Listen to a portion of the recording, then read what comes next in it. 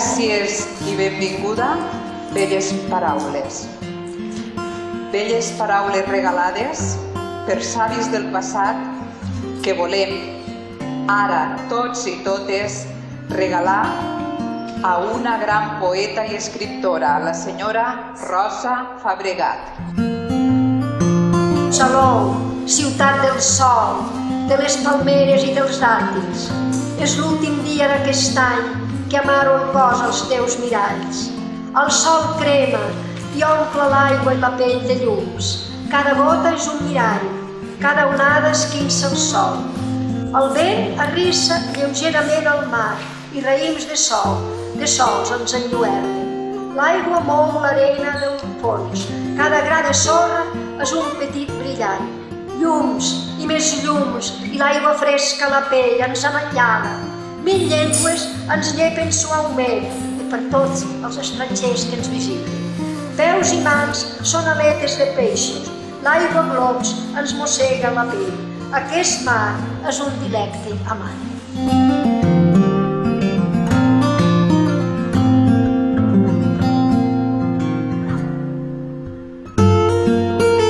Hi havia un professor que ens va ensenyar mètrica i van començar els primers poemes. Però és l'entorn que em motiva, no solament a la persona que estimo, sinó als animals, a les plantes. Hi ha una relació molt maca amb les plantes. Les plantes noten si les estimem. Noten. El primer poema estava dedicat a les granotes, que era l'estiu, i les granotes feien la seva música. Rosa Fabregat i Armengol va néixer a Cervera, la Segarra, el 1933. Va fer estudis de farmàcia a Barcelona i posteriorment va anar a treballar en una indústria farmacèutica a Alemanya.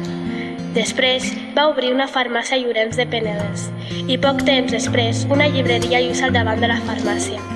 A Llorenç comença a publicar les seves poesies i tots els seus tios els passa a Salou.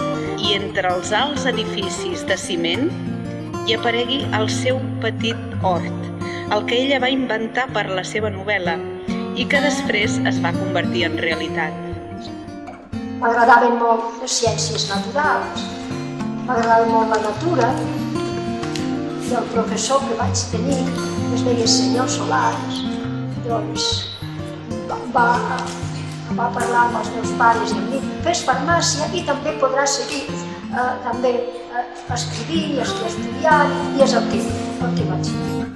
Aquí, amb vosaltres i els vostres professors i professores, a qui agraeixo la generositat i tota la feina que els ha suposat aquest any. I no m'acabo de creure que hagi arribat el dia que coneixeré de veritat els nois i les noies de Salou que heu llegit els meus poemes i els heu treballat amb entusiasme. Adéu, Salou, ciutat del sol, de les palmeres i dels dàtils. És l'últim dia d'aquest any que amaro el cos als teus miralls. El sol crema i omple l'aigua i la pell de llums. Cada gota és un mirall.